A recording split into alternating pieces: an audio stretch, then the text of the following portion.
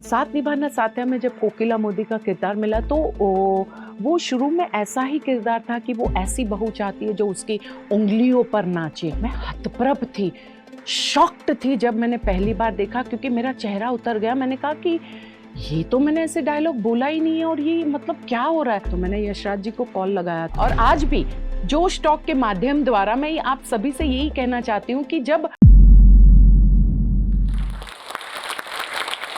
तुम रसोड़े में कुकर में चने चढ़ाकर मेरे पास आई थी, तब रसोड़े में कौन था? कौन था? कौन था? मैं थी, तुम थी, तुम थी, मैं थी, मैं थी, तुम थी, कौन था? राशि। राशि ने कुकर में से चने निकाल कर खाली कुकर गैस पर चढ़ा दिया। चढ़ा दिया। राशि। पहचान कौन? जय श्री कृष्ण। आप सबकी प्यारी, आप सबके निस्वार्थ प्रेम को पाने वाली मैं रूपल पटेल आप सभी को हार्दिक नमस्कार करती हूँ, ढेर सारी शुभकामनाएं देती हूँ और जोश टॉक्स के सारे बच्चों को, सारी टीम को बहुत बहुत दिल से धन्यवाद करती हूँ कि उन्होंने मुझे यहाँ आमंत्रित किया। मैं सच कहूँ तो बहुत अचंभित हूँ, क्योंकि जब प्रणय का जोश टॉक से कॉल आया और उन्होंने कहा कि हम चाहते हैं आप आए, तो मैंने उनसे कहा कि मतलब मैं मतलब आप क्यों मुझे बुलाना चाहते हैं? तो उन्होंने कहा कि नहीं, हम यूजुअली बुलाते हैं संघर्ष और हम किस तरह से आप आगे बढ़े, हम ये सारे सवाल पूछते हैं। मैं आप सभी प्यारे दर्शकों को और जोश टीम को ये ज़रूर कहूँगी कि मैं ये कतई नहीं कहती हूँ कि मैंने संघर्ष किया है, क्योंकि मैंने एक जीवन में एक ध्येय को पाने का प्रयास किया और उस ध्येय के लिए मैंने तपस्या की, साधना की, पूरी लगन के साथ मेहनत की। तो मैं उसे संघर्ष का नाम नहीं दूंगी, क्योंकि ये मेरा निर्णय था कि मुझे अभिनय क्षेत्र में आना है। मुझे बहुत सारे लोग अपने इंटरव्यू में भी पूछते हैं या आमतौर पर दर्शक मिलते हैं तो पूछते हैं कि आप मतलब अगर एक्टिंग में नहीं होती तो आप क्या करती? मुझे ये सवाल का जवाब मेरे पास नहीं है, क्योंकि जब से मुझे याद है मैंने यही सोचा था कि मुझे अभिनय में जाना है, मुझे अभिनय करना है। तो मैंने कोई दूसरा ऑप्शन सोचा ही नहीं था और ये वाकई दिल से कह रही हूँ कि मैंने कभी सेकेंड ऑप्शन या जो आजकल के बच्चे कहते हैं कि प्लान बी या बैकअप प्लान या एक पैरेलल प्लान, तो मेरा ऐसा कुछ भी नहीं था। मैं अपने वास्तविक जीवन में भी बहुत संतुष्टता से रहती हूँ और मुझे मेरी कमियां पता है। मुझे पता है कि मेरी कैपेबिलिटीज में क्या कमी है और उसको ध्यान में रखते हुए मैं अपने आप को मजबूत करने का प्रयास करती हूँ। फिर वो चाहे अभिनय हो या एक इंसान के रूप में मेरी कमियां क्या है ये मैं बहुत अच्छी तरह से जानती हूँ। तो मैं हमेशा कोशिश करती हूँ कि मेरी अच्छाइयों को ही हमेशा उजागर करूँ और मेरे व्यवहार को भी उस मार्ग पर आगे बढ़ाऊं। तो जब मैंने होश, जब से मुझे याद है मैं हमेशा एक्टिंग में ही आना चाहती थी। तो मैंने स्कूल में भी एज यूजुअल जैसे आमतौर पर होता है, मैंने स्कूल में भी एक्टिंग में पार्ट लिया, कॉलेज में भी लिया। और चूंकि एक मेरे परिवार में गुजराती परिवार से हूँ, मेरे परिवार में कोई अभिनय क्षेत्र में नहीं था और ज़्यादातर सब व्यवसाय मतलब बिजनेस करते थे। तो वो ऐसा एक अभिनय ऐसा कहीं कोई ये था नहीं माहौल। तो सभी कजिन्स ने, सभी बड़ी भाई बहनों ने एक कॉमर्स या एक साइंस लिया, तो हमने भी कॉमर्स ले लिया। मैंने उतना सोचा नहीं, पर ध्येय वही था कि एक्टिंग में जाना है और कॉमर्स कर लिया। कॉमर्स कर लिया तो थोड़ा गणित का भी ज्ञान हो गया कि तोड़ जोड़ कैसे होता है, समीकरण कैसे बनते हैं। तो वो सारी चीजें आपको प्रोफेशनल फील्ड में भी काम में आती है, वास्तविक जीवन में भी काम आती है, पारिवारिक जीवन में भी काम में आती है। तो इस तरह से कॉमर्स किया, वो भी खुशी मन से किया। लेकिन एनएसडी पापा ने कहा कि अगर इसको अपना करियर बनाना है तो या तो तुम बंबई में है तो थिएटर ग्रुप से आप लर्न करो, या तो फिर उसकी एक साइंटिफिक ट्रेनिंग लो। ईश्वर की असीम कृपा, माँ बाप का बहुत सारा आशीर्वाद कि राष्ट्रीय नाट्य विद्यालय एनएसडी, वहाँ पे पहली बार में मेरा दाखिला हो गया। मुझे लगता है कि वो मेरी जिंदगी का पहला टर्निंग पॉइंट था कि एक ऐसे प्लेटफॉर्म पे मैं पहुंची हूं जहां पे वर्ल्ड के कोने कोने से टीचर्स आए, हमको पढ़ाया, कितनी सारी चीजें हमने सीखी, लर्न किया, प्लेस किए, लिखे, प्रोडक्शन में काम किया। तो एक पर्सनालिटी ग्रो हुई, एक सही दिशा मिली, सही ज्ञान मिला, और फिर एनएसडी करके तो वापस बम्बई आना ही था, क्योंकि मेरी जन्मभूमि बम्बई है, तो कर्म भूमि जाहिर सी बात है कि बम्बई होगी। बम्बई आई, काम शुरू हो गया और बस दर्शकों के सम्मुख आने लग गई। तो इस तरह से मेरी एक यात्रा रही। मैं हमेशा ये कहती हूँ कि लोग पूछते रहते ब्रेक मिला, पहला ब्रेक क्या है? मुझे लगता है पहला ब्रेक वही था जब मैंने स्वयं ये निर्धारित किया कि मुझे अभिनय क्षेत्र में जाना है। तो वही मेरा पहला ब्रेक था, क्योंकि जब ब्रेक मिलता है तो आप पूरी लगन से, पूरी शिद्दत से, पूरी मेहनत से, ईमानदारी से उस पर काम करने लग जाते हो।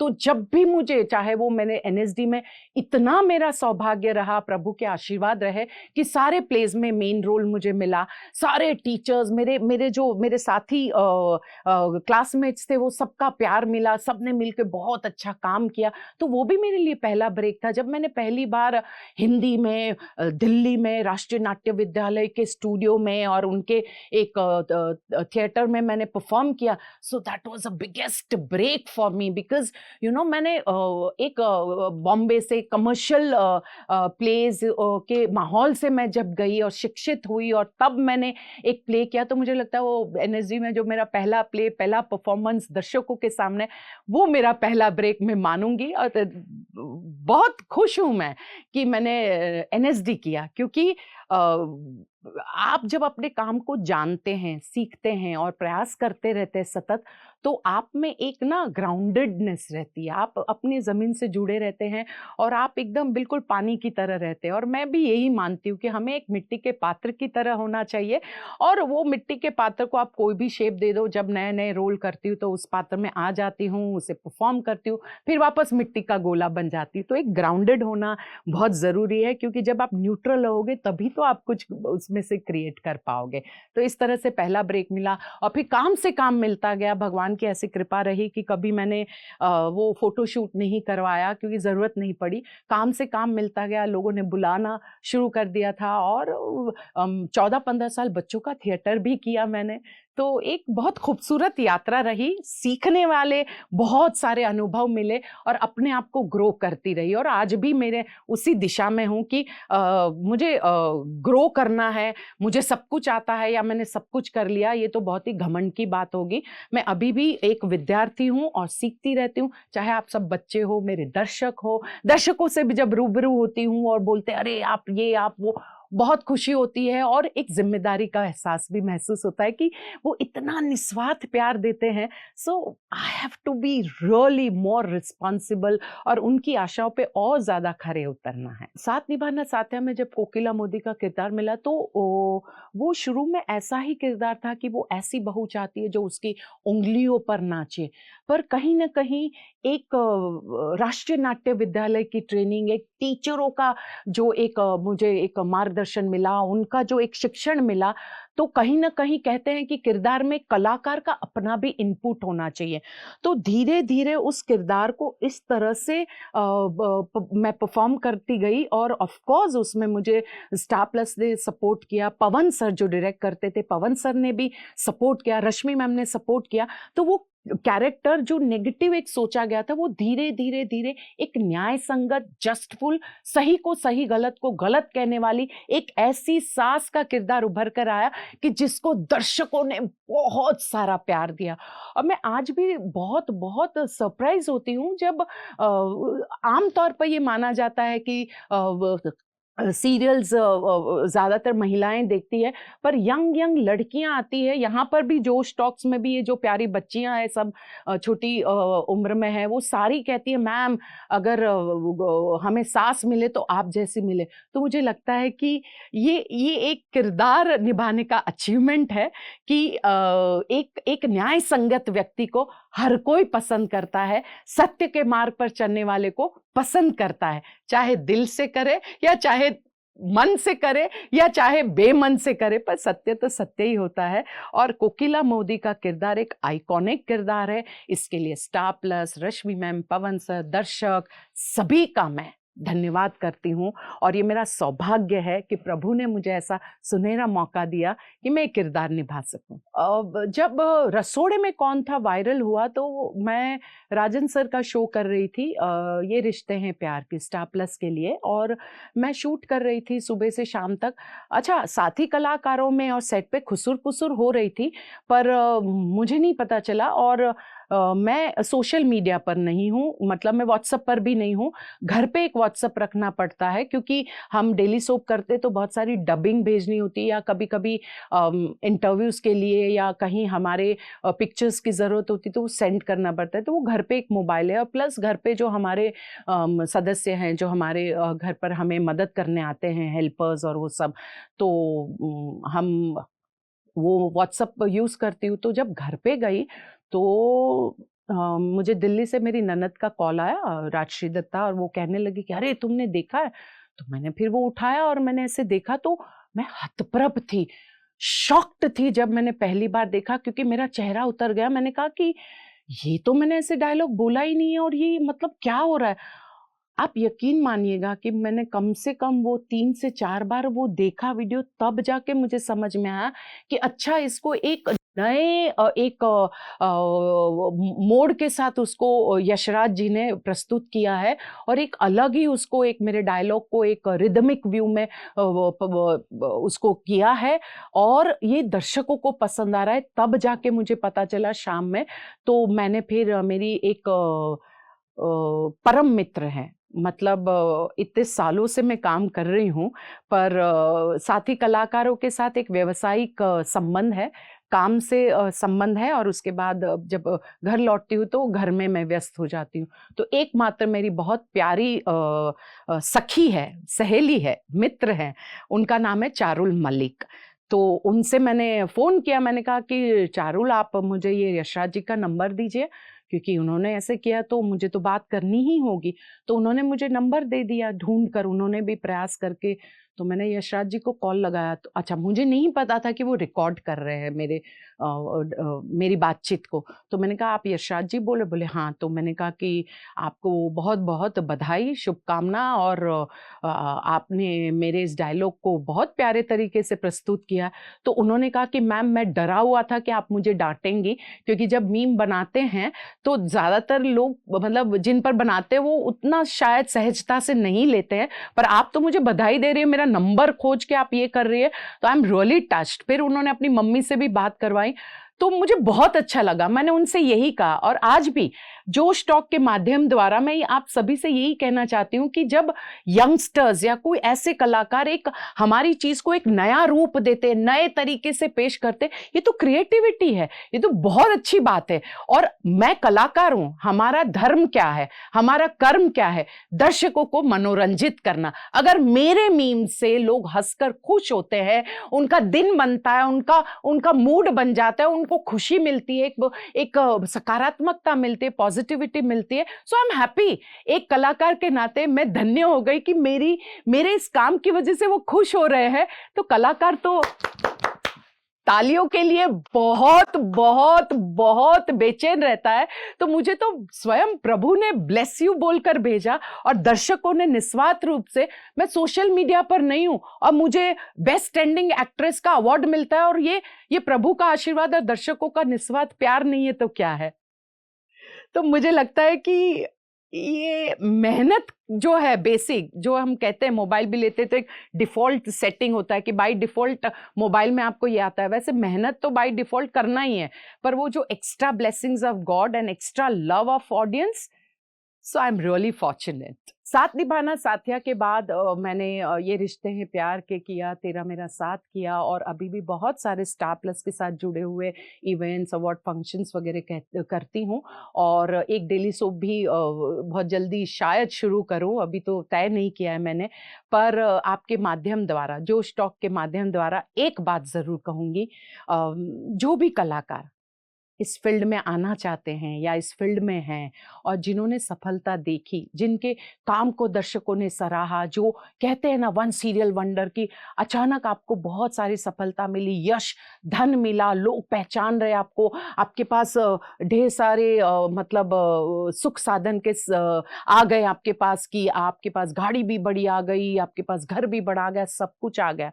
पर जो मैं जिस चीज में विश्वास करती हूँ कि इस फील्ड में अगर आप हैं या आना चाहते हैं, आपकी तैयारी क्या है, ये बहुत सोचना ज़रूरी है। क्योंकि हम कहते हैं हम संघर्ष करते हैं, हमें ये नहीं मिला, हमें वो नहीं मिला। हम सबकी एक कैपेबिलिटीज़ है, हम सबके एक प्लस पॉइंट है, माइनस पॉइंट है।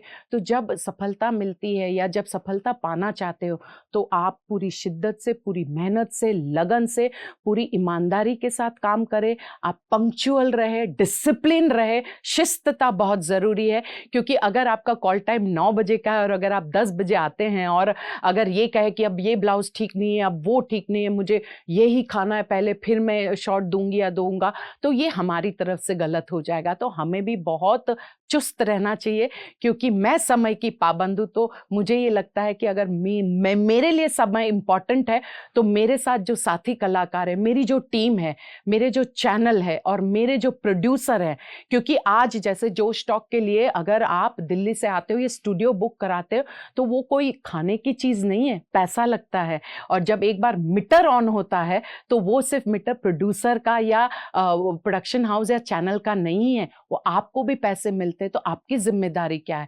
तो हम कलाकारों को और ज़्यादा जिम्मेदार होना चाहिए और ज़्यादा शिस्तता से रहना चाहिए। और एक बात ज़रूर कहूँगी, और ये बिल्कुल एक विनम्रता के साथ कहूँगी, कि साथिया में मैंने इतने साल चला, कभी आज तक चाहे कितने भी प्रोजेक्ट किए हो, मैंने कभी छुट्टी नहीं मांगी है। क्योंकि जब काम नहीं होता है तो हम रोते हैं कि हमारे पास काम नहीं है, हमें हमें हमें काम नहीं मिल रहा है। तो लोगों का संघर्ष होता है, हम कलाकारों का काम पाने के लिए, रोल पाने के लिए संघर्ष होता है। जब रोल मिल जाता है तो संघर्ष खत्म। पर मेरा ये मानना है कि जब रोल मिलता है तब तो आपका असली संघर्ष शुरू होता है, तब तो आपकी असली तपस्या शुरू होती है, असली साधना शुरू होती है। क्योंकि हम ये तो डिमांड करते हैं, हमें चाय मिलनी चाहिए, हमें बिस्लरी पानी मिलना चाहिए, मैं 8 घंटा समय देती हूँ शूटिंग का, लेकिन मेरे प्रोड्यूसर, मेरे चैनल सब खुश होते हैं, कहते हैं कि 8 घंटे में तो तुम 12-16 घंटे का समय देती हो। क्यों? क्योंकि मैं सेट छोड़कर नहीं जाती हूँ। जब तक चेंज ना हो, मैं मेकअप रूम में नहीं जाती हूँ, मैं सेट पर रहती हूँ। क्योंकि मुझे लगता है एक तो यंग बच्चे हैं, वो बुलाने आएंगे जाएंगे। मैं हमेशा सोचती हूँ अगर मेरा बच्चा होता और वो बेचारा 10 आर्टिस्ट है एक कॉम्बिनेशन सीन में, हमारे डेली सोप में कॉम्बिनेशन सीन या 4-5 कलाकारों के साथ कोई चीज करना थोड़ा मुश्किल हो जाता है, टेक्नीशियंस, डायरेक्टर के लिए, प्रोड्यूसर के लिए। क्योंकि सबको एक साथ एक मंच पर आना है, तो सबको एक समय पे आना है, तो वो कठिन हो जाता है। मेरा तो यही कहना है कि मेरा कॉल टाइम 9 बजे का है, तो मैं 8:30 8:40 तक पहुंचती हूँ, और 9 बजे के कॉल टाइम में 9:15 तक रेडी रहती हूँ और सेट पर जाती हूँ। क्योंकि मेरा ये मानना है कि as an artist I have to set an example. जो मेरे सामने यंगस्टर्स है, जो मेरे साथी कलाकार है, जो मेरे चैनल है, जो मेरे प्रोड्यूसर है, उनका नुकसान ना हो, और वो मुझसे क्या सीखेंगे। पैसा तो हर कोई कमा लेता है, कोई बड़ी बात नहीं है, प्रभु के आशीर्वाद सबको मिलते हैं, सब अच्छे से खा पी लेते हैं। लेकिन नाम कमाना और उस नाम को मेंटेन करना, उस सफलता को डाइजेस्ट करना is the most difficult thing. तो जैसे जैसे कहते हैं ना कि पेड़ पर ज्यादा फल होना, तो वो बहुत झुक जाता है। तो मुझे लगता है कि कलाकार में विनम्रता होनी चाहिए। तो मुझे बहुत सारे मेरे प्रोड्यूसर और मेरे साथी कलाकार कहते हैं अरे ये तो वन टेक आर्टिस्ट है, पर उसके पीछे बहुत मेहनत लगती है। तो मेहनत करनी चाहिए। और इसलिए मैंने कहा कि मैं तर्क नहीं करती हूँ, क्या करना है मैं पूछ लेती हूँ, मुझे किस डिसिप्लिन में आना है, मुझे कैसे करना है। मैंने कहा ना सेट छोड़कर नहीं जाती। क्यों? क्योंकि उस कैरेक्टर में रहूंगी। डेली सोप में तो बहुत सारे सीन, बहुत सारा करना होता है, तो उस किरदार में भी रहूंगी। और जब नेक्स्ट शॉट लगता है तो डायरेक्टर कैमरामैन को बोलते हैं कि इधर से लाइट करना, ये इधर मेरा आर्टिस्ट खड़े रहेगा, ये मेरा मूवमेंट, वो मैं सुनती रहती हूँ। और वो सुन के तो जब मैं शॉट देने जाती हूँ, तो मैं आधा से ज्यादा प्रिपेयर रहती हूँ कि ये ऐसा है, ये ऐसा है, तो सबका टाइम बचता है। और आप बिल्कुल प्रेम से काम करती हूँ मैं, मजबूरी में नहीं। मैं तो सौभाग्यशाली हूँ कि जो मेरा शौक था आज वही मेरा प्रोफेशन है और वही मेरी रोजी रोटी है। तो इससे खूबसूरत बात और क्या हो सकती है। और मेरा एक ही ध्येय है, काग चेष्टा बको ध्यानम श्वान निद्रा। कौवे जैसी चेष्टा को, कौवा बहुत एक्टिव होता है, थ्रू आउट ऐसे देखता है, आपको एक्टिव रहना है, सतर्क रहना है। बगुले की तरह आपका फोकस होना चाहिए, कंसंट्रेशन होना चाहिए। और श्वान निद्रा, हल्की सी आहट पे भी श्वान एकदम सतर्क हो जाता है। तो एक कलाकार में ये 3 गुण धर्म हो तो बस सफलता आपको बिल्कुल प्राप्त होगी। और हमेशा विनम्र रहिए, दर्शकों का नतमस्तक हमेशा धन्यवाद करती हूँ, करती आई हूँ। और दर्शक भगवान, माता पिता, गुरु और दर्शक, इन सबको मैं एक दर्जा देती हूँ। अगर आज ये लोग मेरी जिंदगी में नहीं होते तो शायद आप मेरा इंटरव्यू भी नहीं लेते। और मैं कहती हूँ कि मैं सौभाग्यशाली हूँ, मुझे बहुत प्यार मिला, मैं संतुष्ट रहती हूँ और सफलता को भी हमेशा पचाने का प्रयास करती हूँ। और सबसे यही कहती हूँ, विनम्र रहिए। और सबसे बड़ी बात, अच्छे कलाकार बनने के लिए अच्छे इंसान बनना बहुत जरूरी है। If you are nice by heart, no one will stop you from anything. Be honest, प्यार बांटिए। Thank you. इस वीडियो के बारे में अपनी राय नीचे कमेंट सेक्शन में हमें बताएं और अपने दोस्तों के साथ ये वीडियो शेयर करना ना भूलें।